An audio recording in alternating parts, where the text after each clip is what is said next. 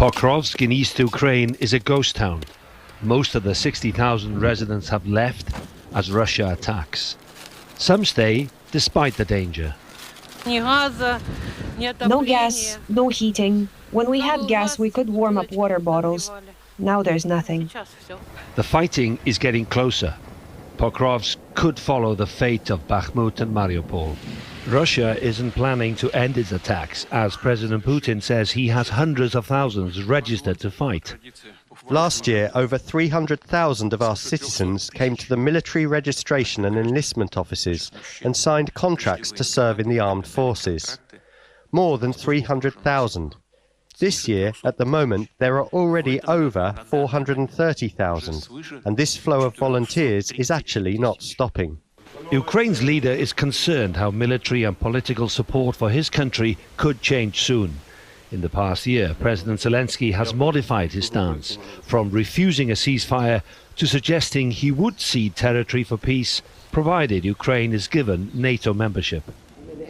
When he's back in office, the United States President-elect Donald Trump has promised to end the war within 24 hours and expects a deal to be made. What should Zelensky, if anything, be prepared to give up to ask? We would be prepared to make a deal. That's all. Got to be a deal. No, got to be a deal. Too many people being killed. That is a war that's hard. Too many people. Got to make a deal.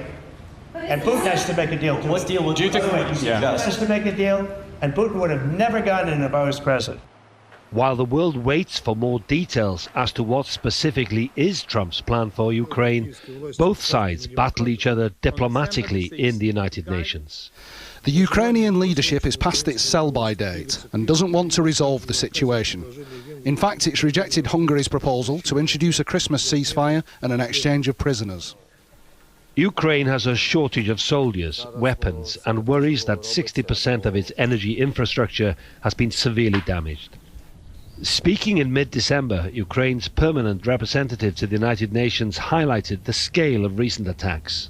Friday's strike was the 12th carried out by Russia against our energy infrastructure in 2024 alone.